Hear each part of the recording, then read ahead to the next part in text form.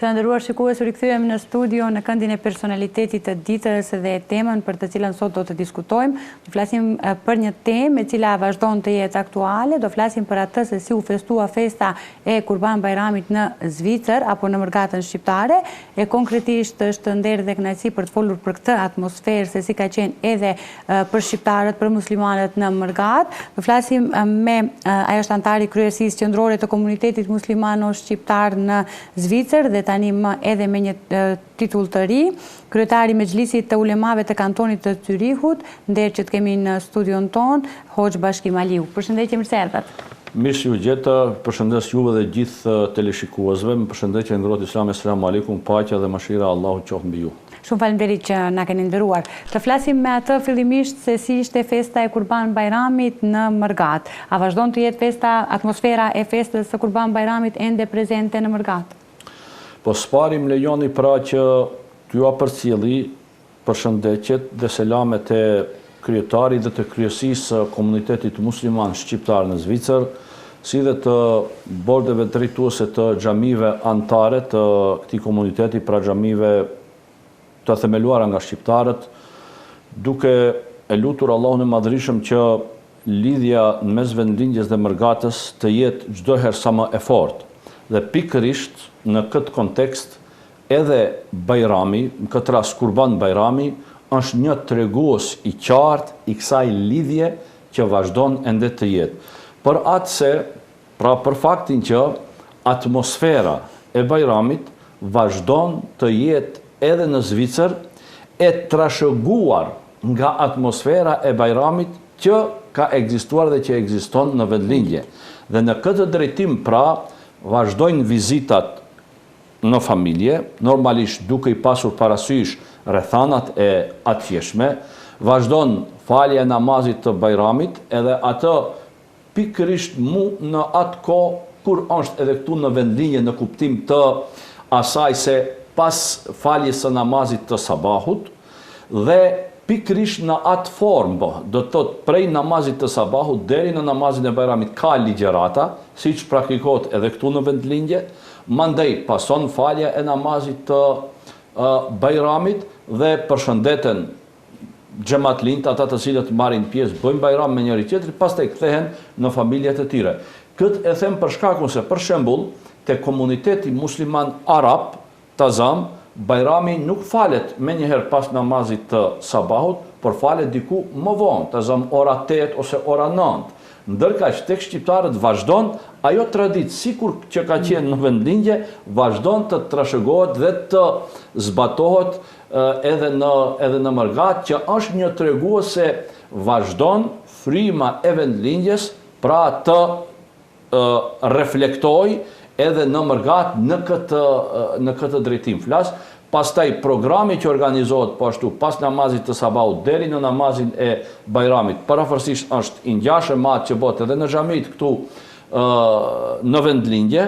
Normalisht dallojnë disa detaje të cilat janë rezultat i rrethanave në të cilat veprojnë dhe punojnë mërgjimtarët tanë atje, që normalisht se disa herë të lejojnë kushtet dhe rrethanat që të vazhdosh me të njëjtin ritëm, po disa herë ti kufizojnë disa gjëra si rezultati i asaj se duhet të shkojnë në punë e kështu me radhë, ndoshta dikush ka mirëkuptim dhe u jep të lirë, por shumica jo, kështu që ka edhe dallime realisht, por vazhdon të jetë atmosfera të reflektoj edhe atje ajo frymë e cila është pra edhe këtu në vendlindje. Pikërisht këtu e kisha edhe pyetjen e radhës. Pra, si organizohet festa e Bayramit në përgjithësi në Mërgat, kur dihet që shumica punojnë dhe dita e parë është ditë pune? Po, ashtu pra ja, për shembull këtë vit ndodhi Kurban Bayrami ditën e premte dhe normalisht se dita e premte atje është ditë pune. Po. Tash kështu është, do të thotë, nuk themi se krejtësisht anulohet atmosfera e Bayramit, por themi se pas ardhjes nga puna, bile edhe pas kohës së punës, bile edhe në mbrëmje, vazhdon me gjithë atë që të zhvillohen apo të realizohen vizita të familjarët më të afërm, të ata të cilët i ke më afër. tek një pjesë e madhe mungon, themi kështu, mëngjesi ose sofra e Bajramit, si rezultat e asaj sepse janë njerëzit në punë. Por, kur kthehen prej pune, vazhdojnë pra të bëjnë Bajram me njëri tjetrin, mesazhet e urimit, telefonatat e kështu me radhë, ato normalisht edhe gjatë asaj kohës së pauzave kështu me radhë, vazhdojnë të këmbehen me familjarët, me miqët, me njerëzit me të cilët njihet e kështu me radhë, dhe në këtë drejtim pra miren parasysh rrethanat atje, por nuk do të thotë se ato rrethana e anulojnë plotësisht atmosferën e Bajramit. Pas ardhjes nga puna, vazhdon tradita e vizitës. Ndërkaq, kur ndodhen Bajrami, për shembull, në ditë që është ditë jo pune, atëherë faktikisht mund të them se është një pamje, mini pamje asaj që ndodhen në vendlindje, kur i sheh njerëzit duke shkuar tek njëri tjetri, duke vizituar njëri tjetrin, duke bërë Bajram me njëri tjetrin, duke ushtruar sofra e Bajramit, si këtu në vendlindje, ashtu edhe në Mërgat, pra kur normalisht njerëzit pra nuk punojnë. Që do të thotë se krahas specifikave që ka Mërgata në Perëndim, megjithatë vazhdon pra Bajrami të festohet. Këtu duhet të themi se ka edhe një specifik tjetër në Mërgat, e ajo është se një pjesë e madhe e xhamive organizojnë edhe manifestimin e Bajramit. Dhe kjo ndodhen pas Bajramit, tash varësisht ditën e nesërme, ose ndodhen edhe pas disa ditëve, varësisht se kur bie Bajrami, dhe si zakonisht atje manifestimet organizohen ditën e shtunë, ose eventualisht ditën e diel, për shkak se njerëzit nuk punojnë. Dhe atëherë mlidhet do të thotë xhamati asaj xhamie, organizohet një program i begatshëm, kulturor, e kështu me radhë, fetar, aty ka edhe ëmbëlsia, edhe fëmijët të cilët e ndjekin mësim besimin në mektebin e xhamisë, përgatisen një program, kështu që kjo është ndoshta një risi nga ajo që në vendlindje ajo nuk është shumë e theksuar, për shkak të rrethanave normalisht, por atje është mjaft e theksuar, dhe kjo është një formë kur xhamia përsëri i bën bashkë shqiptarët, edhe në festën e Bajramit, po edhe në festa tjera kombëtare që ndodhen realisht.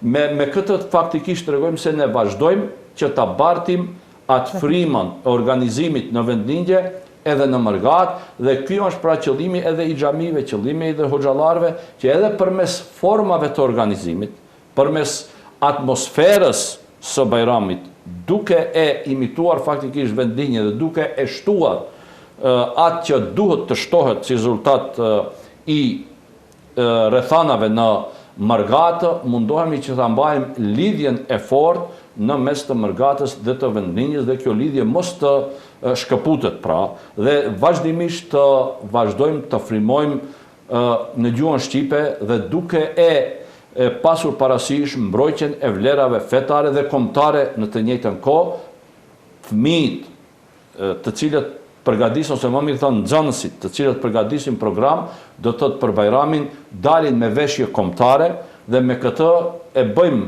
atë unifikimin, e bëjmë pra atë harmonizimin e fetares edhe kombëtares, duke përçuar edhe mesazhin e mbrojtjes të identitetit fetar, por në të njëjtën kohë edhe kombëtar tek Mërgata jonë pra në Perëndim.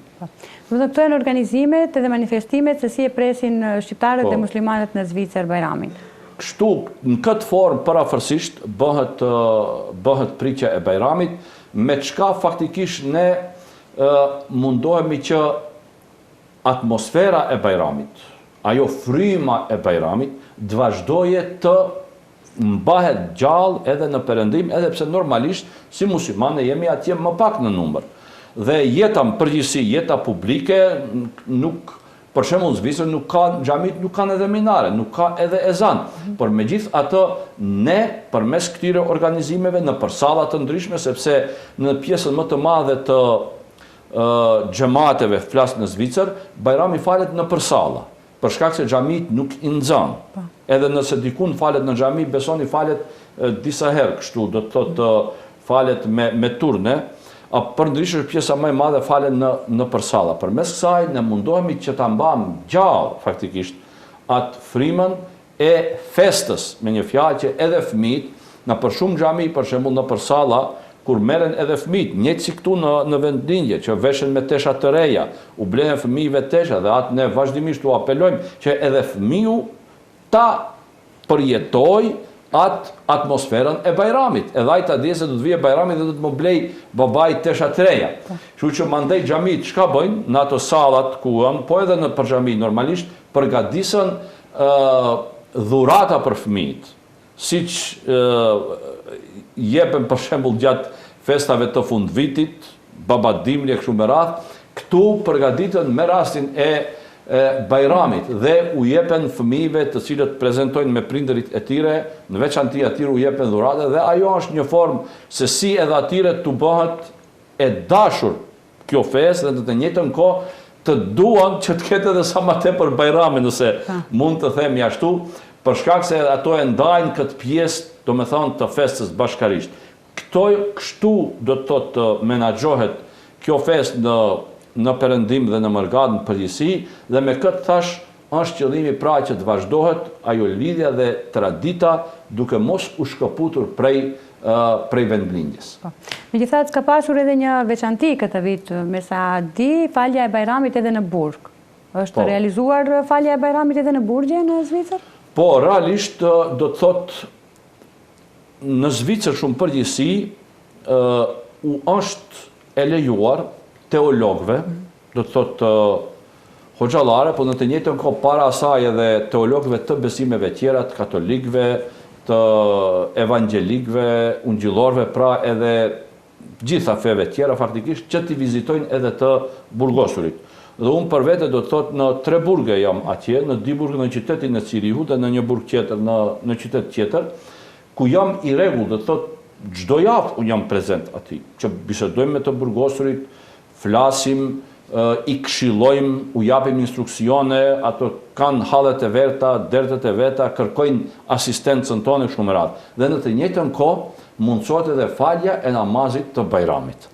Dhe aty normalisht se mundohemi edhe për ata ta formojmë një atmosferë festive të Bajramit që ta ndjejnë sadokudo Bajramin. Unë për vete do të thotë në 2 burge, në qytetin e Cirihut e kam falur Bajramin, dhe krahas faljes së Bajramit për të burgosurit, kemi çuar do të thotë edhe ëmbëlsia me qëllim që pas Bajramit ta ndjejnë.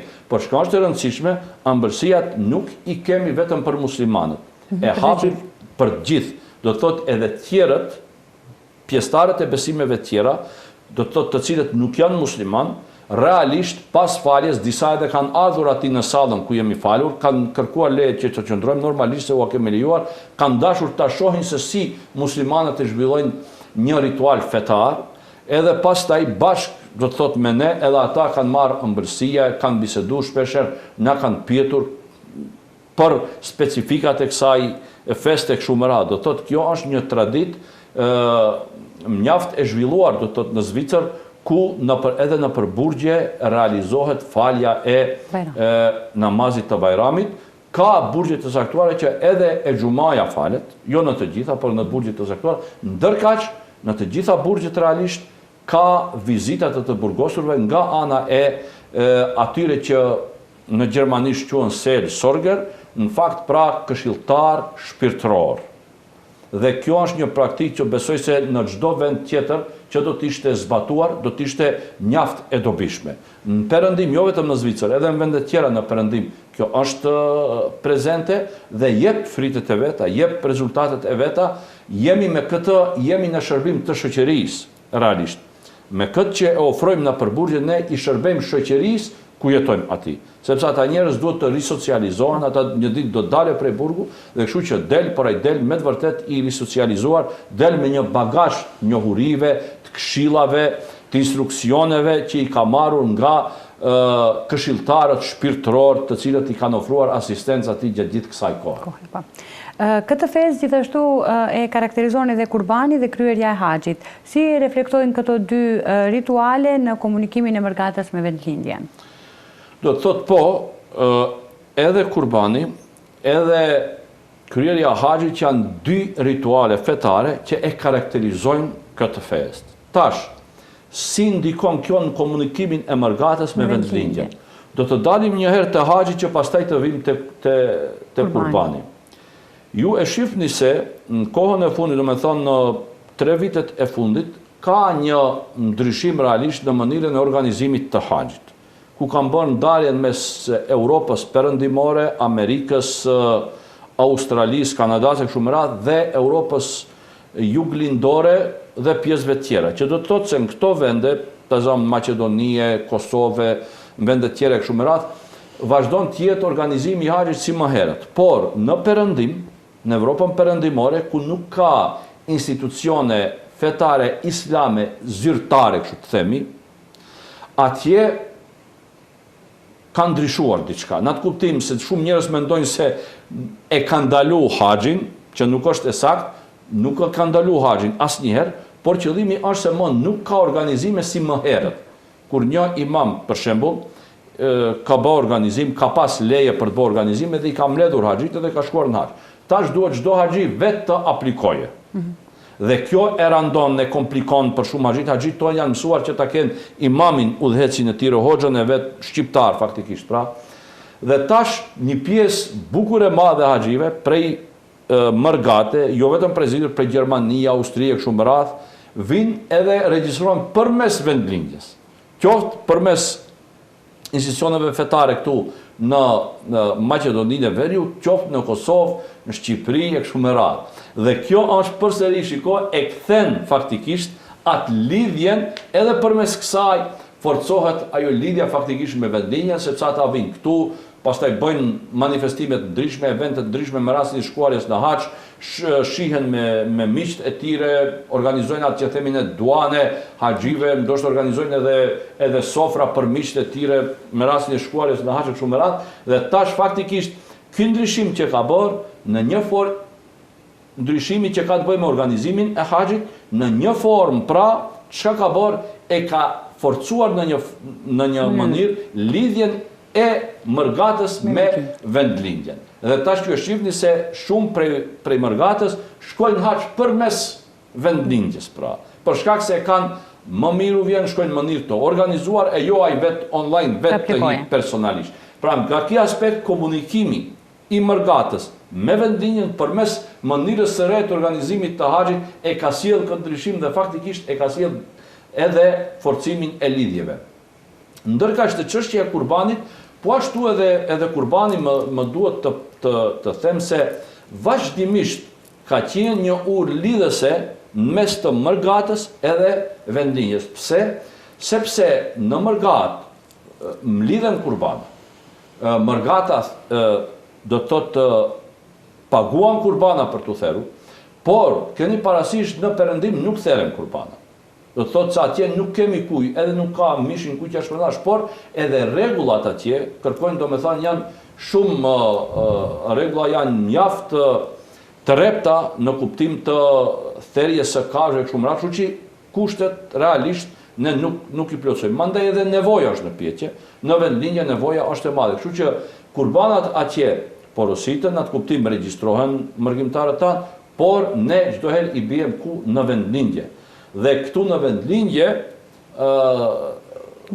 bëhet shpërndarja e mishit të kurbanave, qoftë në Maqedoninë e Veriut, qoftë në Republikën e Kosovës, qoftë në Preshevë, qoftë në Republikën e Shqipërisë kështu me radhë. Pra, që do të thotë se edhe kurbani në një formë është ajo ura lidhëse në mes të mërgatës edhe të vendlindjes dhe vazhdon ajo të jetë. Edhe ne si komunitet musliman shqiptar në Zvicër faktikisht kemi bërë grumbullimin e kurbanave dhe i kemi shpërndarë në përket këto trojet shqiptare dhe pikërisht edhe për atë kemi qenë edhe këtu, pra të ndjekim mbarvajtjen e procesit të distribuimit të mishit të kurbanave.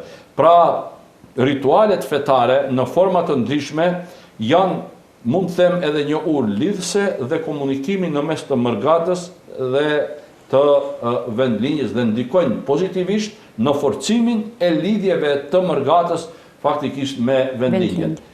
Këtë vit, realisht, po ndaj se kjo ka qenë edhe vitet e kaluara, por jo shumë e theksuar, ndërkaq këtë vit ka qenë edhe më tepër e theksuar, një pjesë realisht të kurbanave konkretisht flasim, janë shpërndarë edhe në viset vendet afrikane, në format të ndryshme, edhe për atje do të thotë janë dërguar në Uganda, në Ghana, në Sudan e kështu me radhë. Pra, edhe në ato vise ka pasur dërgim të madh të kurbanave, por ne çdo herë e themi dhe potencojmë se vendlindja duhet të ketë përparësi, e pastaj nëse në vendlindje nuk ka ose është numri shumë i madh, nuk ka nevojë, atëherë mund të flitet, edhe pse kurbani është kurban. Kudo që ta dërgojsh e zën vendin e vet, por ne kemi përmes kësaj edhe atë lidhjen që dëshirojmë ta bëjmë me vendlindjen dhe vëmendjen që duhet ta tregojmë për vendlindjen dhe në të njëjtën kohë atë moshkputjen nga vendlindja dhe solidaritetin faktikisht që duhet dhe për kujdesin që duhet ta tregojmë për nevojtarët të cilët janë tu në vendlindje. Megjithatë, si ndikojnë festat ose konkretisht si ndikon Bajrami në forcimin e lidhjeve farefisnore, familjare dhe shoqërore? Festat në përgjithësi në Islam kanë edhe karakterin social, do të thotë ndikojnë në përgjithësi në shoqëri. Tash shikoni unë vetëm si shembull tua përmendi në Perëndim. Kur është Bajram tash edhe fqinjt e xhamive, po edhe fqinjt e muslimanëve ku jetojnë na për ndërtesa atje, e dinë se është Bajram, sepse e shohin atë atmosferën dhe shpeshherë bisedojnë me fqinjt e tyre. Dhe shpeshherë u shkojnë edhe në për vizita dhe u urojnë ose bile spaku në kur takohen në gjatë shkallëve, zbritjes, ngjitjes, kështu me radhë në ndërtesë ose poshtë në parqindje ose atje dikur shifen të zëmë në brami kështu me radhë, ua urojnë. Mandej çështja tjetër është po ashtu edhe kolegët e punës si zakonisht e dinë kur është Bajram, sepse ata i lajmërojnë dhe kërkojnë leje punëtorët musliman, për shembull deri ora 9 kështu me radhë të na jepet leje për shkak se kemi ditë feste. Dhe kjo ndikon që edhe punëtorët, kolegët e tyre, të cilët janë edhe jo musliman, tua urojnë atyre festën dhe kjo është një, do të thotë, komunikimi ndër fetar, komunikimi me palët e ndryshme, festat në këtë rast e luajnë rolin e tyre. Ndërkaq, po ashtu edhe intrakomunitar, pra brenda komunitetit musliman. Sepse nëse ti me dikon ndoshta nuk ke komunikuar shumë, megjithë atë kur vjen festa, bile i çon një mesazh urimi. Ose i shkon edhe në shtëpi. Bile te xhamia kur e shef aty, ose te salla ku falet Bajrami, ndalen të gjithë dhe ja urojnë njëri tjetrit festën e Bajramit. Pastaj vjen momenti tjetër, është se komunikimi me vendlindjen, se vazhdojnë të kenë familjarët e tyre këtu, farefisin e tyre. Dhe puna e parë që bëjnë është do të thotë lidhja me telefon me vendlindjen, duke u auruar festën e Bajramit. Shpeshherë ndodhen që edhe kur kanë shumë të afër, nëse ai nuk mund vije në vendlindje, për shembull, për shkak të punës, edhe pse një pjesë vijnë, nëse i ka prindërit e ndëgjallë kështu me radhë, që ma ata ta bëjë Bajramin këtu, më spaku i merr atje, tash varësisht prej personit, kështu që festat në përgjithësi e kanë këtë aspekt, aspektin social dhe luajnë një rol shumë të rëndësishëm në dy drejtime, edhe në komunikimin interkulturor, po edhe në komunikimin intrakulturor, do të kisha thënë, pra intrakomunitar brenda shoqërisë muslimane. Hoxhë nderuar, nëse nuk keni diçka tjetër për të shtuar, ne ju falenderojmë shumë që ishi pjesë e emisionit tonë dhe që gjithmonë na nderoni kur jeni në vendlindje. Ju dëshirojmë shumë suksese në punën tuaj. Ju faleminderoj edhe juve për hapësirën që na mundsuat. Mo nuk më ngelet kurrë tjetër jashtë se ju falenderoj juve, televizionin Koha, si dhe gjithë teleshikuesit, me shpresë inshallah që çdo herë të jemi në emisione të këtilla ku do të shpjegojmë për Mërgatën, për shkak se një pjesë e këtij populli gjendet pra në Mërgatë. Faleminderit shumë edhe një herë. Të nderuar shikues, ishte kjo pjesa me personalitetin e ditës. Ju vazhdoni qëndroni dhe më tutje me ne, rikthehemi pas pak në pjesën e fundit të emisionit.